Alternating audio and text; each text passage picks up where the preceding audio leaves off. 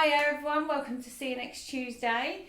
Today we're going to be chatting with Herbie. Just a little bit of backstory. I know Herbie through work.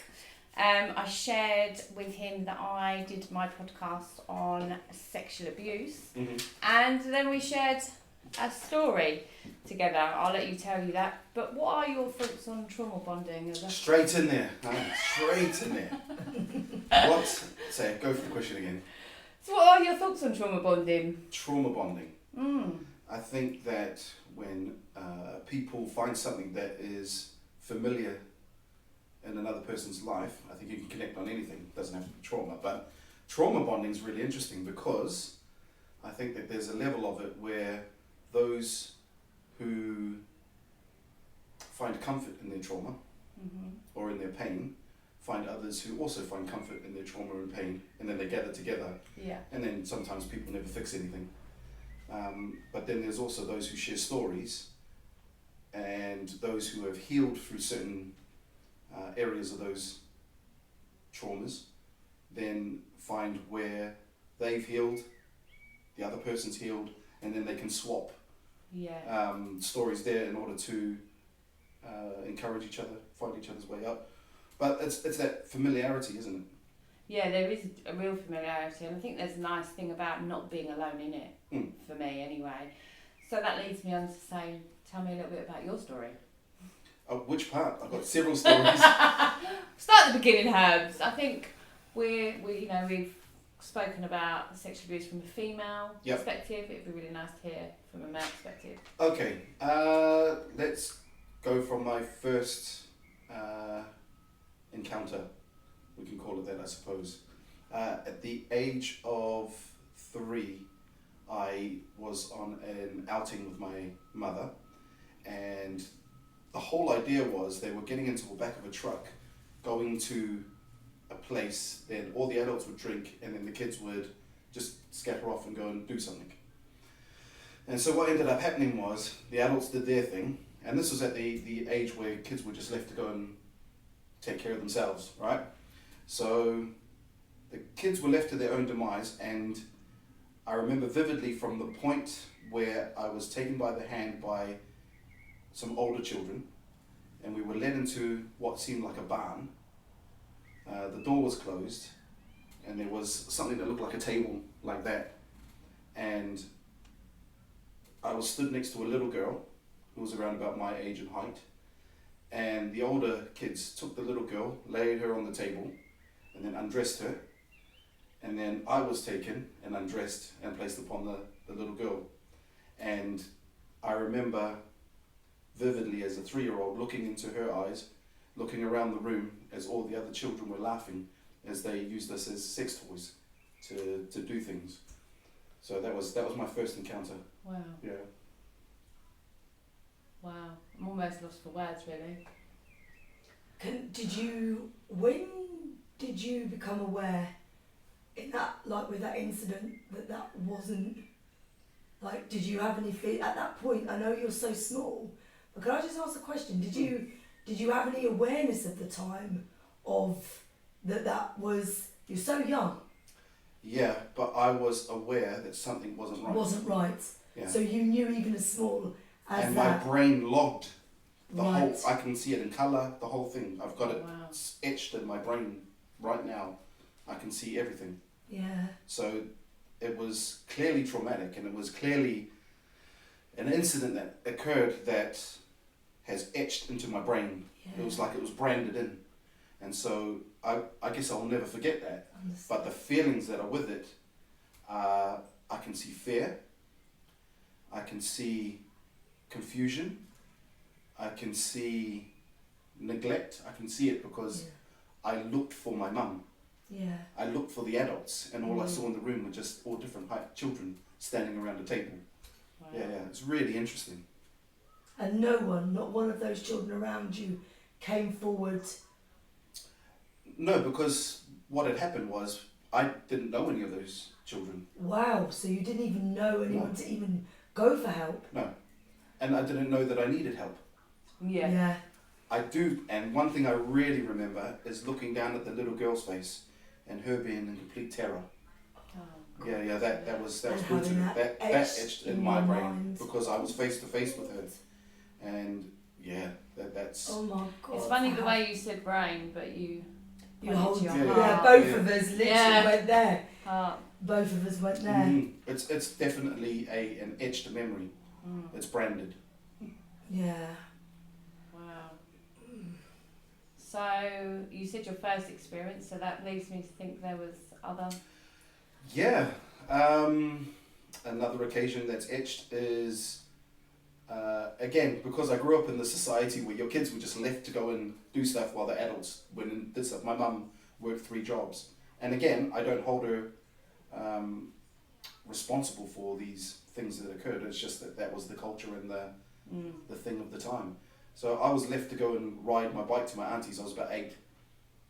And then I was halfway to getting to my auntie's house. I pulled over to a corner shop. We call them a dairy back home. And they had the video games all set up, which were usually separate from the shop. So the shop is there, then you go around and they set up like a side shed where they put all the games in. So I went in there to pop some money in and play a game, and I realised that there was someone standing behind me, and they dropped their trousers and they were rubbing up against me. And so as I was playing, I realised that there was a penis between my butt cheeks. Yeah. And then I remember just freezing and then looking behind me as this adult was standing there, and I didn't know what to do, and so I ran into the shop, and by the time I told the shopkeeper, I saw the person running across the road and scattering. Now that left me in 2 mindsets as an 8-year-old. The first mindset was I was afraid for my life. The second mindset was I enjoyed that as a victim. Yeah. And from the age of 8 was then when I started to explore the idea whether or not I was gay. Right, okay. Because something had been enforced upon me sexually. My learning experience as a child was trying to, place that, wasn't it? To place it was placed upon me. So I was like, okay, maybe I'm gay now. Yeah. Because I'm attracting men.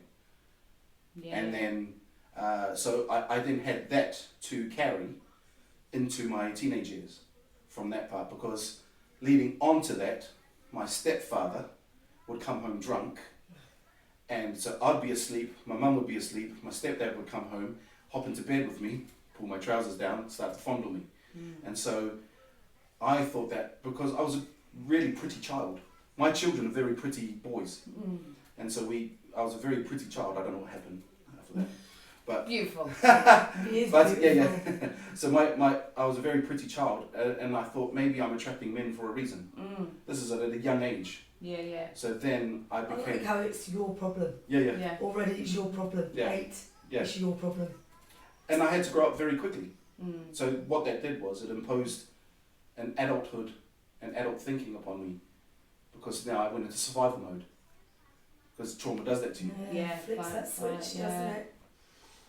And so how do you think, like, long term and short term, the impact that it's actually had on you as your decision making, how you feel about the world? Initially, through my childhood years, leading into my teenage years, I was constantly in fight or flight, always.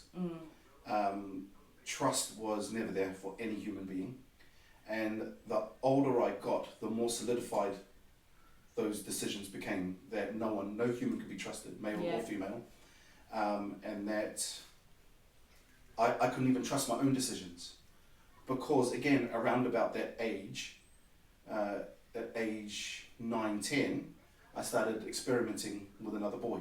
Okay. Sexually. Okay. And I thought that's what I wanted, but I realised later on in my older teenage years that it wasn't actually what I wanted. It was a sexual desire that was placed upon me that I was expressing. Yeah. Because I didn't know any different, any better, and from the age of 4, I was addicted to porn. So I would my mother would watch porn on VHS tapes. Everybody remember VHS Yeah, tapes? yeah. Just every now and again, and so I would sit there and watch pornography. At 4? At 4. Wow. Was she aware of any of this? Of any of the incidents? Well, the incidents, I would imagine. I'm talking about, was she aware of any of what you was going through? No. She wasn't? No. So again, working 3 jobs, also having come from a traumatic background herself, Okay. all this stuff was just being carried forward. Mm. Loved her to bits, Yeah. absolutely useless parent. Do you feel like sexualised behaviour was normalised really at a very young age? Yes, very much so. So because it was, like, she was explaining to me what ejaculation was. Again, I remember this conversation. Mm. We're watching a porno, her and her partner. I'm sitting on the floor, they're watching it while they're drinking. Okay. In our lounge room. And I'm sitting there watching this thing on television and I'm saying, Mum, what's that that's coming out of out of his penis? And she said, oh, blah, blah, blah. Went on with the whole discussion about it. Different colours, different tastes, all this kind of stuff. So she goes, that's what you've got and this is what you'll do. And then this is how so we're having the sex talk at age 8.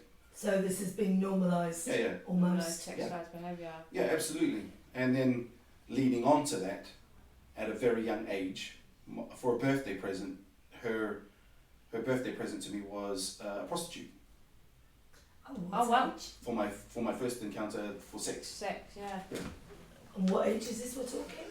I'm thinking about 12 or 13, something like that. And I declined. Yeah. Because of the incidents, I was then afraid of my own body. Mm. And I was afraid to give my body to anyone. That became an issue. Afraid? Yes, because a self-hatred and a self-loathing came upon me. Right. So that was one of my main questions for you. I wondered how that had impacted your whole identity. Yeah. Especially because you talk, what I love about this is you talk from an adult voice now. Mm-hmm.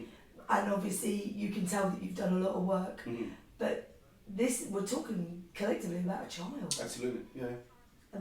A child, you know? And I just wondered, like, your recollection and your explanation that you're giving us now, it's, you're so aware. You're so aware of how you felt. Mm. You're so aware of how that made you feel and how that made you behave. Were you that aware at the time? No. It's This is something that's come along with... It's come in my adult years because there were several things that were linked to my behaviours. Right. Coming through as an adult. Okay. And so they started to get highlighted either when I was at work or through friends or my wife started to highlight there are certain behaviours that you do. Mm. And what that did was sparked off the idea that I need to go and explore why I do those behaviours. Yeah. Understood. Yeah.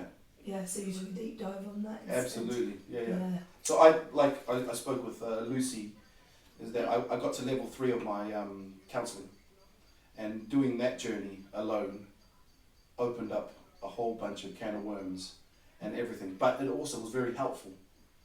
And the story that I shared with Lucy was that coming into the idea of having a child, so I'm recently married, we're going for our first child, and my greatest fear is that I would be attracted to my own child. Mm. Right. So my mother never sexually touched me or anything, there was nothing like that, but she was very open as a person. So she was a large woman, very short, but a large woman, and I would bathe her from a young age, wash her feet, and we would always walk around the house naked because it was just a normal thing. Yeah. But there was nothing sexualized there. It was just that she was very open. So, train of thought. First child. Coming to first child, I thought that I would be sexually attracted to my first child. So we're in the delivery theatre and going through all the process. And just before that, a couple months before that, I had disclosed to some blokes, because I thought it was right, that I had these feelings that I would be attracted to my child and that I would sexually abuse my child. And then they gathered around me and said, look, we know that you won't. We're encouraging you that you won't. The fact that you've disclosed this, you won't. And there was this bolstering of men that came. Love that.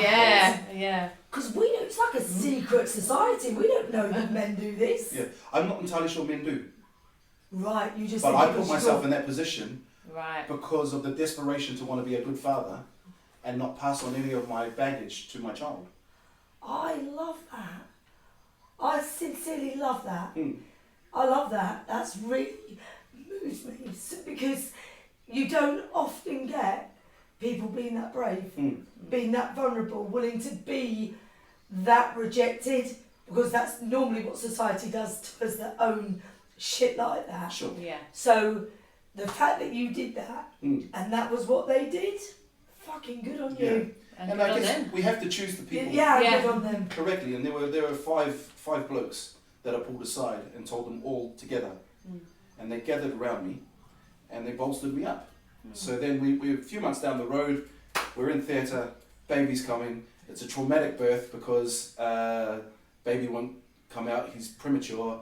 We get Von Toos, she's on the theatre table, she's bleeding out, and it's just all one big old, what's happening?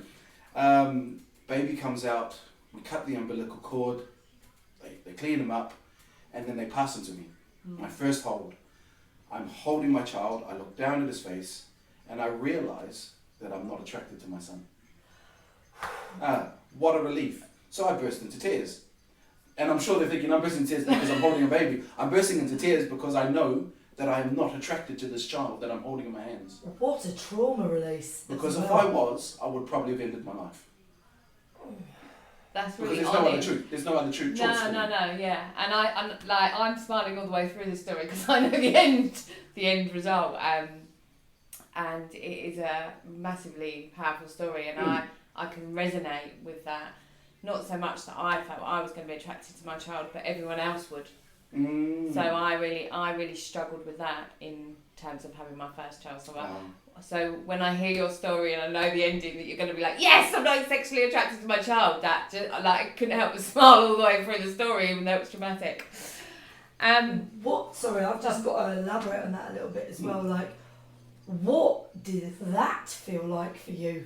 It was a cloud that was lifted. It was a weight that was lifted. And it meant that I could take the next step in becoming a parent. So I didn't know what it was to be a good parent because the parenting skills that were attempted to be for you, were absolute chaos. So, but I had this principled idea within myself that I wasn't going to pass on or do the things that had happened to me and give this child the best options and go at life that I didn't have. And so already off the mark, his parents are married, we're together, we like each other, we've made a commitment to each other, we've made a commitment to him. So we're already on the best foot forward going from that. And so yeah, that was the relief that I felt was great.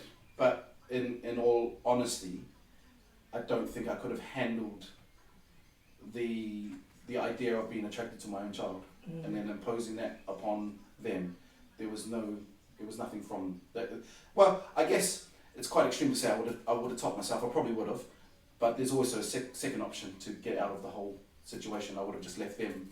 But that just shows you, I think that extremity just shows you how much, how strongly you felt about the whole situation. Yeah. That there's that literally. Do you know what I mean? The two totalities are so totally different. The two outcomes are so totally different.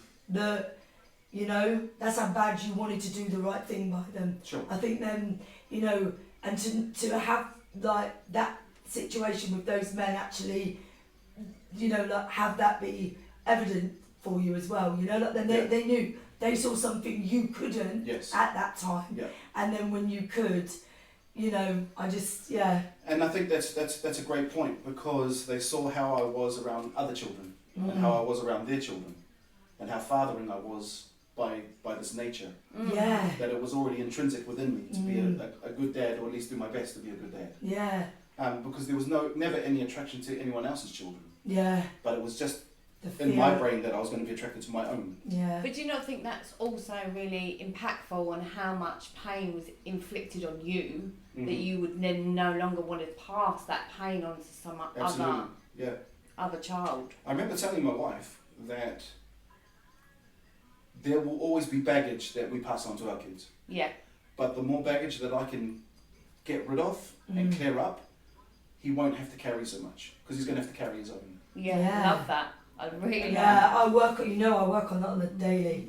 I work on that shit on the daily. Mm. That will not, I love that. I love that. So in the midst of all your healing journey, what are moments you found your laughter and lightness? Laughter and lightness, great question. I think the laughter and lightness only came about after the fact, once the healing came. Yes. Because there was no laughter and lightness before that. Everybody was an enemy, including myself. Forgiveness was for no one, including myself. And so there was no laughter or lightness. Everything was just too serious. Everything was constructed and framed into a very small space of movement. So in a sense, I was trapped and imprisoned. So there was no laughter or lightness. But I would make light of other people's situations, just not my own. Was that because you just didn't want them to feel that way, or? I think it was more deflection. Okay. Because I was aware of my darkness. Yeah. Deflection's the easiest option. Was the easiest option for me.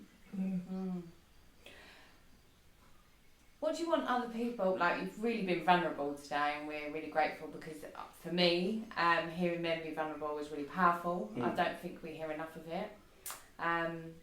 So what do you feel like others could take from your vulnerability or your pain, or what do you think people could take from your what you've shared with us today? I think starting off, we mentioned this earlier, that vulnerability comes at a cost. And people are afraid to be vulnerable because it can be used against them as a weapon. Yeah. But when you have nothing to hide, nothing can be used against you as a weapon. And so... My mantra. It is, say something. Yeah. If you tell it all, say something about me. Yeah. There is no... I wish more people knew this. If you say it all, you own it all, what is there to say? There is nothing to say, there is nothing to use. Yeah. You've took their power away from them. And the ones who love me the most know all the darkness anyway. Yeah. But using those stories, because there's two parts to this. People can live in their trauma, when we're talking about trauma, Bonding, trauma bonding. People can live in their trauma, and then their ego can take over, and you can use that as a tool for attention. Yes. Yeah, and identity. Too. Because you have no identity. Yeah. Really. So then the trauma becomes your identity. You don't have an identity. You become what that is. Yeah, exactly. that's So right, then the trauma becomes the identity. But there is a way that we can actually secure our identity. And most of humanity are probably searching, like, who am I? Yes. The whole who am I? Yeah. And we will use these stories that have happened to us in order that they do make us to what we are now. But I think the thing is that we can be loved how we are, but we don't have to stay how we are. No. And there are options, and there are always avenues around and away from and towards your true identity. We just have to have, I think a lot of it comes down to ignorance, because we don't know the journeys or the where to go in order to fix or to heal or to do anything, because society has also controlled our mindset and imposes upon us conditions, societal conditions, your family conditions, the conditions we then impose upon ourselves. Yeah. And so there's so many of these things going on that we don't know what to do. Yeah. And then sometimes even talking about the situation triggers a negative response, and we return back into our shell. Yeah, 100%. Because sometimes it's not about the talking, even though we say it's good to talk about things. Yeah. For some people it's not about the talking, but it's how it's processing out of that. How do we get from here to there? Yeah. And a lot of us do need to talk, and a lot of us do need to explore our emotions, but there's also there are those who are just extremely trapped, who don't know what to Where do to go next. or what to do, and it's or just where like, to start. Yeah. Where to even start. And that would be a question for you. Where would you, what advice could you give to people where to start? Like, I know there's not one size fits all, but what, from your experience, where would you say that there's some ideas where people could start? So I can only share my journey, and Yeah. it's the one that I continually offer up, and I did it last night, in fact, with someone else who's been going through trauma. They asked, what can I do next? And my instant response is find therapy or a counsellor who can walk you through some of these things. Yeah. And again, there's a presumed concept about counsellors and what they do. They fix you. They do these things, right? Yeah. But the reality for me and my experience is, once I learned that the counsellor was just there to help me find the answers that were already within myself. Just to facilitate that's what it. you already knew. A great counsellor doesn't fix you. They just offer the ability to provide the path for you to bring all the information that you need out to process it. Because the answers are already within. Yeah. 100%. And having phenomenal therapy sessions, but also going on the journey of becoming a counsellor has been something that highlighted to me that an even wider scope of healing. Because there's one thing to go to therapy, but to become a therapist, the journey's even deeper. Work you have to do. Yeah, and you have to be honest. Yeah, I have a big thing that you can't teach it if you haven't lived it, and you need to have lived actually going that far down and continually keep going that far down and going on the exploration of yourself to be able to teach others, A, that it's safe to do so, B, the way to do it, because not one size fits all, as you say.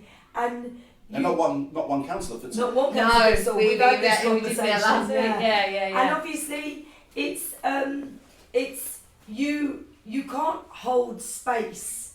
I don't think you can't hold a space for people unless you know where they're coming. Like, do you understand me? You just can't. You can't. I think it adds to your bow of strength Yes. and experience if you've walked some of these paths. Yeah. Because the empathy is different. Yes. Because the empathy comes from experience. Yeah, and you know that what that looks like on the other side. Yeah. You know that as it's getting more painful, it's getting harder to do. It's really difficult to stay on that exploration, but you know that they're getting so close to the other side of it, and on the other side, it's life changing. You can't explain that to somebody until you know, but it is. And again, people don't feel that they need therapy because people have found coping mechanisms. That's good enough. Yeah. And I think it's like there's a preconceived idea about what therapy is. Like, you're lying on the couch, you've got to bare your soul, and it's not like that. It's like you do it at your own pace.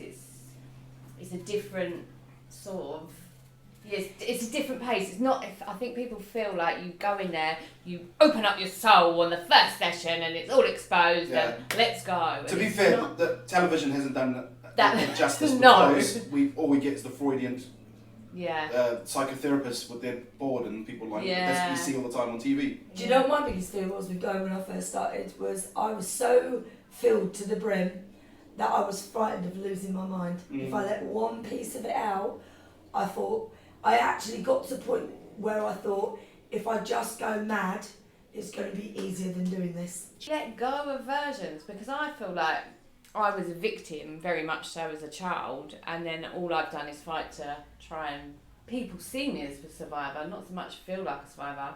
I didn't want to be seen as a victim. And I think even now, I've had a pretty traumatic weekend finding out new information about writing a book, about what happened. And I think there's parts of me that dip my toe into being a victim and being quite sad, and being that child. But then I can come back to my normal self and go, right, rationalise it, work through it again. We'll do more digging, see more triggers. What's that doing for me? But I don't think any of my versions are gone necessarily. I think they're just different.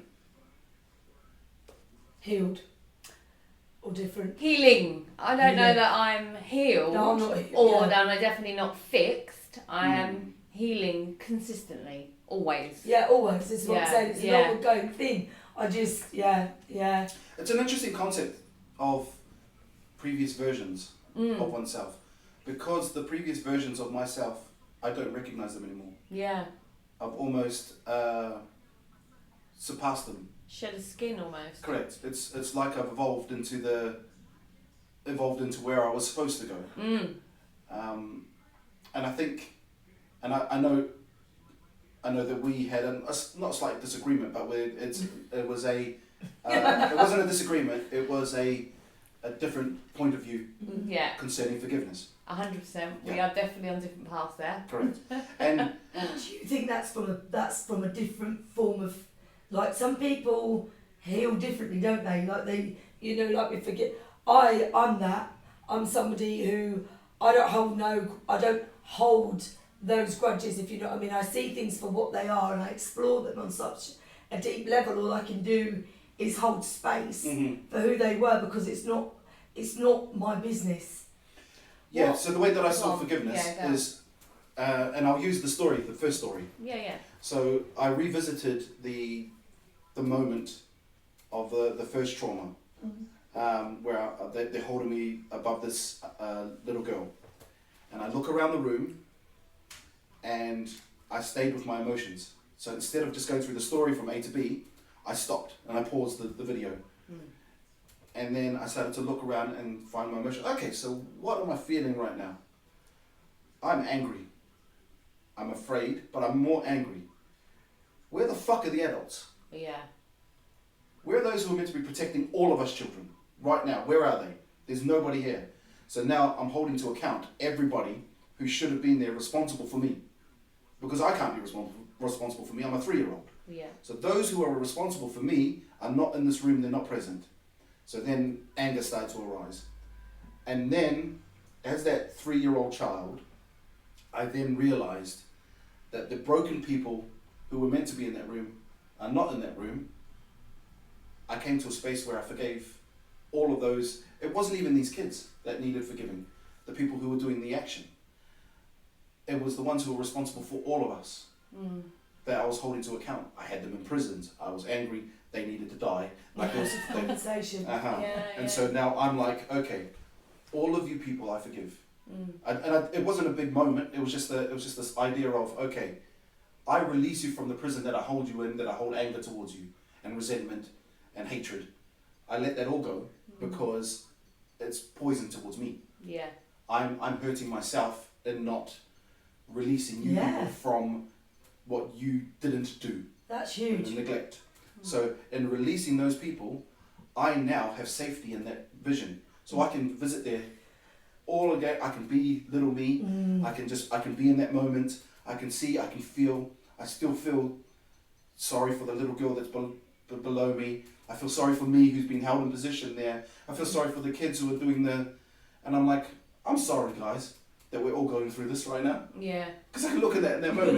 In time. I'm in that time. Yeah. I'm right there now. I'm like, I'm sorry guys that we're going through this right now. And the people who are meant to love us and take care of us are not here. I'm sorry we're doing this, and this is going to affect us all some way, some shape or form. Of course. Yeah. I'm sorry. Even the ones that are instigating, they're going to go through something. I'm sorry guys. Yeah. And then it's like, okay, I release you adults. You were clearly in your own thing doing your thing, and this thing happened. Yeah. But, so that was... Did any of those adults ever know that went on? No one would. Well, I don't know that because they were all getting drunk. Yeah. Because then after the drunkenness happened, we were all gathered up into the truck and went on our way back. It was like a gathering party type thing. What actually When did you decide to start speaking out about all of this? Great question. So, caveat.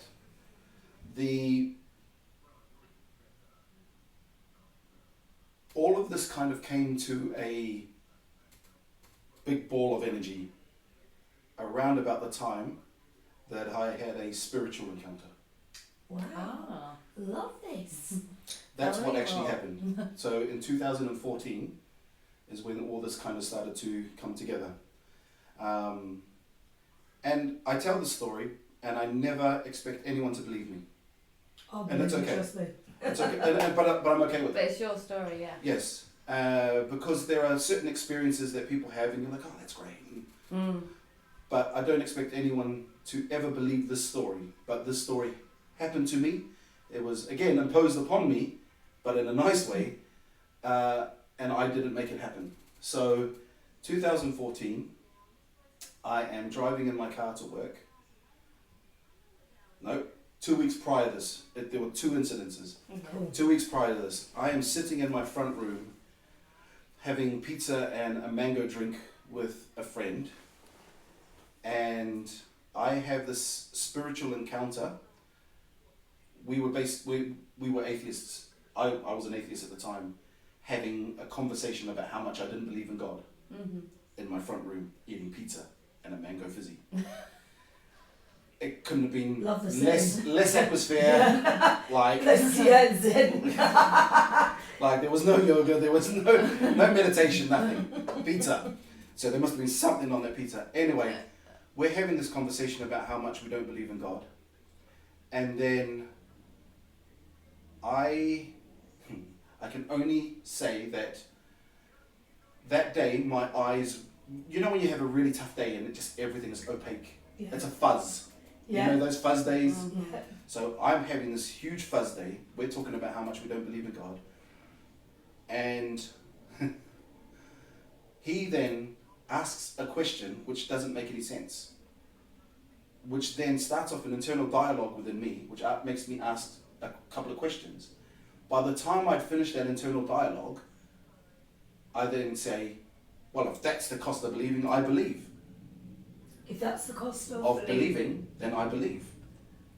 I know. He said something which then sparked off that internal dialogue, and then I can only say, if you...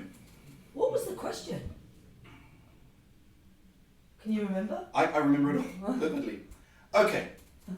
I'm going to have to go back 11 weeks from that moment. Sorry. Because, no, it's, I just don't want to take up lots of time. No, because you this will be the part where you turn off the podcast because it's about spirituality, but whatever.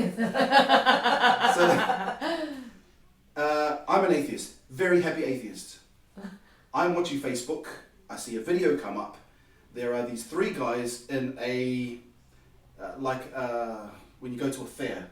Okay. With the rides and everything. Yeah. Okay, so there's three guys. One guy's wearing a 10-gallon cowboy hat, and they're just doing some weird stuff with the camera. And it's just come up on my feed on Facebook. I'm watching it, and I'm going, oh, they're going to do a prank. Oh, this is great. So I'm watching this prank, or what I think is a prank. And they bump into a guy who's a very normal guy, tattooed up. He can't walk properly. He's got back issue. And they say to the guy, hey, what's wrong with your back? And he goes, oh, I hurt it 8 months ago. Had something happen at work, blah, blah, blah. They said, oh wow, the guy with the hat, he's going to heal you. I'm like, what is going on here? So I thought they're going to play a trick on the guy. Yeah. The guy with the 10-gallon hat holds his finger like this to the guy who's got the 10-gallon hat. Who's got the bad back. Goes like that, and he goes, check your back. And he goes, what couldn't you do before? He goes, I couldn't touch my toes. So he bends over, touches his toes, stands up, and you know that when you're like, what's just happened? Yeah. So his back gets immediately healed. The face, you know a face when it's elated and you're like, oh my God, something's happened. He then starts to weep. And then this all happens and then they kind of part ways. Okay, so I was just like, wait, what's happening here? What is this stupid video? So I watch it for a little bit longer and about 3 minutes later they've got the video camera watching the guy and he's talking to his mum who's sitting down. They then run through the crowd and they go, hey, what's happening? And he goes, oh, these are the guys. Can you guys do the thing that you did to me to my mum? She's got arthritis, had it for 20 years. And then they said, no, we're not going to do it, you're going to do it. So now I'm really confused about what's happening here. Yeah. Because he's not part of the crew that just did the thing to him. Yeah. So then he goes, well, what do I do? And so they give him some words to say. He says the words. The mum's got a fag hanging out in her mouth and a beer. Yeah. And she's like, and I was just like, this is so real, but I don't even know what's happening here. And then they go, well, where are you in pain? She goes, I'm in pain everywhere. Like, she's just like, almost like sarcastically, I'm in pain everywhere. Yeah. Okay, but where are you in pain the most? She goes, in my hands. And they go, well, check your hands. So she's got her fag and she goes, and she goes, there's no pain. I'm like, what is happening here? So I go, I look at the video, I'm like, okay, so this isn't a prank, but whatever's happened here, again in this video, I'm like, maybe I can do that. So I have this monkey see, monkey do attitude. The next day, I go to work, and there's a guy there who hadn't taken his medication. He's got a degenerative back for 13 years. He takes painkillers. It's usually 7 or 8 out of 10, even with the painkillers. And so I thought, you know what, I'm just going to try what I saw in the video. But instead of doing this, I just put my finger on his hip. I said, hey, can I just put my finger on your hip? Because I thought maybe it's the same. He hadn't taken painkillers for 2 days. And so he was like in some serious pain. I put my finger on his hip and he goes, well, what are you going to do? And I said, I'm just going to stand there like this. And then I go, can you do something you didn't do before? Like I literally followed it word for word. He goes, I couldn't bend over. So he bends over, touches his toes. He's got no more pain. 11 weeks go by and I'm out in the streets and in my workplace healing people for 11 weeks. Having like a 90% result. Yeah. Oh my And I'm God. like, what the hell's happening? So this starts engaging. So anyway, I messaged John because I remembered that he had a titanium rod that went through his leg that is at 90 degrees through his foot and up his leg. And I said, dude, I remember you had a bad leg. Can I come round? He went, yep, this is week 10. I go round to his house. He had 2 whippet dogs, like those greyhound things. Yeah. They're running around the house, and he's got like 4 kids, and the place is chaos. Absolute nightmare chaos. And this is all going on, and he goes, okay, so what do you want to do? I said, well, I have this cup of tea. I said, I don't know what to do. I'm just going to put my hand over the top of your leg like this. So I put my hand over the top of his leg like that, and I'm drinking my cup of tea, and he's taking the piss. He's like, oh, so what's happening, Herb? Where are the fairies, and what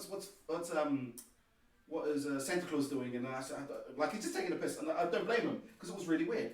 So I'm drinking like that, and then I became aware that the whole room went dead silent. The dog stopped running, I couldn't hear the kids, and he stopped talking. So I sit and I go, and I look up at John, and I go, you're right, John. And so now he's like this, rubbing his head. I'm like, what's happening? And then he goes, you're not touching my leg.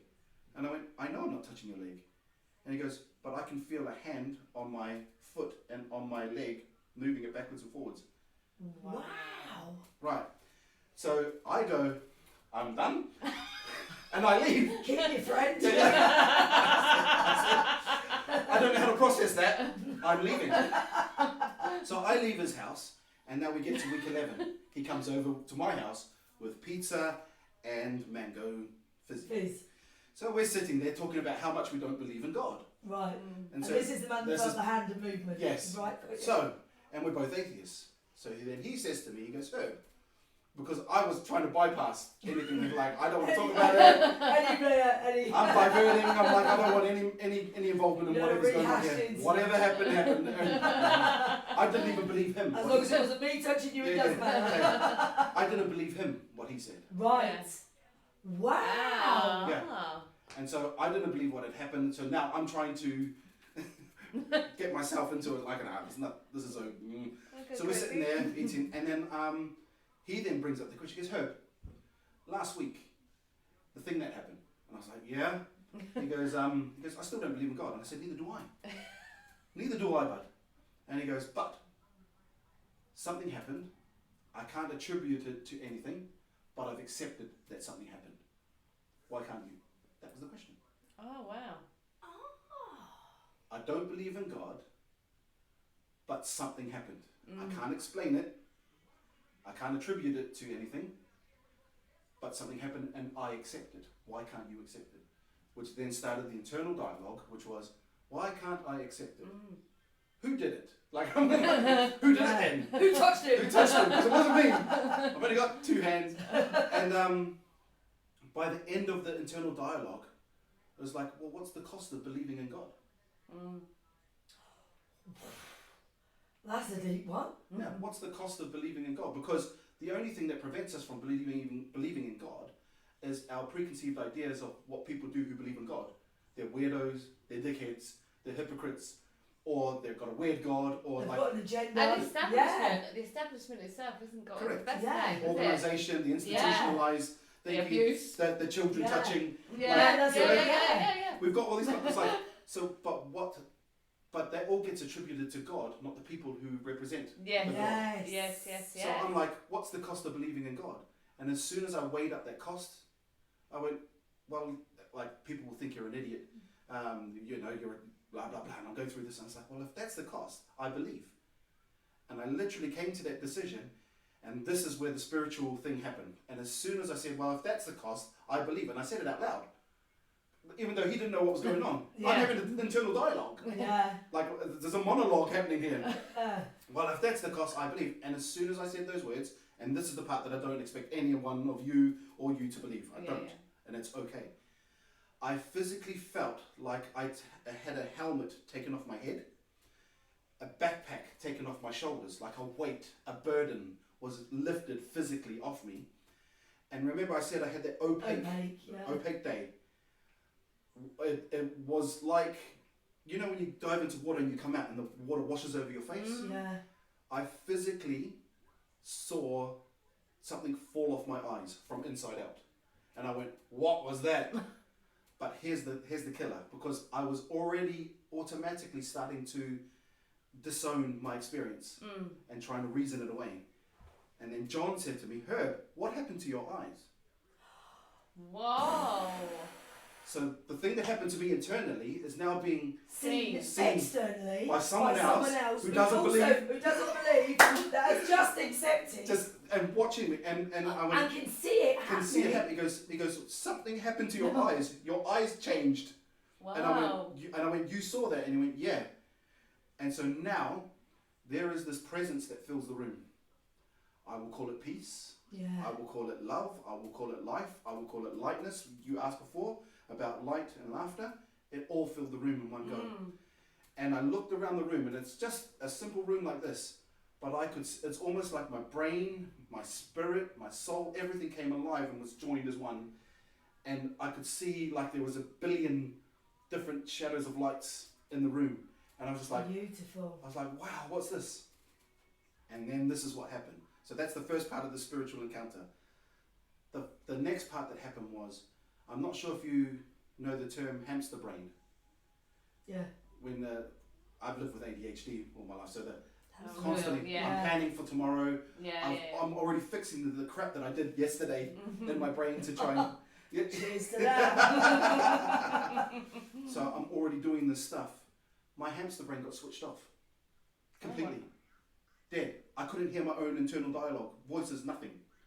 Silence happened at that time. I never asked for it. And that happened in 2014 and never came back. So as I'm speaking to you now, I have a dead mind. Like, I say a dead mind. It's a dead space. It is completely silent. How weird that that's what you had when that man encountered them hands. You said the dog stopped, the children stopped. Yeah. Complete and utter. Change of energy, completely stopped. It just completely stopped. And from that moment, it's almost like everything aligned. But that's what started my journey towards... the true version of you. Came through. Massively. It wasn't all complete. No. But I recognised my identity.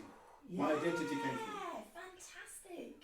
And here's the part, again, this is where you switch off because you don't want to hear this part. The person who I found, who was my healer, who brought me together, who always recognised me and loved me, and who my identity was in, and is Jesus Christ. And I'm not talking about white Jesus Christ with blue eyes and long flowing hair. I'm talking about the Son of God. I recognised him. I understood him. I knew who he was. I knew who he was in me. This all came together at once. And so I don't care what the institution teaches. I don't care what people's interpretation of the Bible teaches. I had this encounter and I met God. And he completely transformed my life. And this is where the second part happens. 2 weeks later, I am driving in the car, and I don't expect you to believe this. I don't. I'm driving in the car, and I'm asking questions about, because I don't trust the idea of God. Right. Because the idea of God that I had was you're a baby killer, you're angry at everybody, rules and regulations, you're just a monster, you're bipolar, you're schizophrenic God, you just you're bloodthirsty. That's the kind of God that I understood and knew. I'm driving in the car having this kind of like conversation upwards, maybe, I don't know. Yeah. And I'm driving and I asked this question, and an audible voice came from this side of the car. I'm driving, it's this window. An audible voice came and spoke. And it was so loud and thunderous that I was afraid for my life. So I had to pull the car over into a lay-by. Yeah. And I was so petrified from the sound of this voice, because I had asked this question. I can't give it to you, maybe another time, but there's too much, it'll take up too much time. But the voice answered my question that I asked. And when I pulled over into the lay-by, I was so afraid to look to the right to see this voice. I was so scared for my life. I thought, okay, I've got to gather myself. This is going to be okay. 5 minutes later, I'm there and I'm trying to get enough courage. I then ask a second question. The voice answered me again. And I was just like, wow. But this time now I'm having an argument with this voice. Because I don't believe it. Because the truth that's coming is too good. Yeah. The truth that's coming is so beyond my idea of God. This Jesus person is so good and so loving and saw me through all my trauma and recognized me and held my hand and didn't want any of that to happen. And there's just so much in it. That spiritual encounter that happened then, and that physical hearing that voice, I literally thought I was going mad. Yeah. So I thought that I was having a psychological breakdown because 2 weeks later, I was living in bliss. Yeah. Complete bliss when that happened. And I thought that I was having this breakdown, mental breakdown. And then time after time, I kept having these spiritual encounters, and they continue. And they continue to this day. Yeah. Love that. Yeah, without a shadow of a doubt. But that started my relationship towards my healing. Because I saw that spiritually I was healed, and I recognized my identity now, because I didn't know who I was. Then I went through the healing emotionally, and then I brought that together, and then and this is where you were having your eureka moment, everything aligned. What were you going to say? But everything aligned. Because you went, yes, everything aligned. You were about to say something. Yeah, I can't remember now, sorry. Can I just ask, I know we're getting towards the end, but can I just ask, was there a comfort in not feeling that you were always alone? Yes, because I'm not alone, and I was never alone. Yes. And it sounds a bit strange, but even the persons who hurt me are loved by the Christ. Yeah. Even those who are at the lowest level of what we would judge as horrible humanity or complete evil are also loved by the Christ. And I came to terms with that, which then is where I also found my love.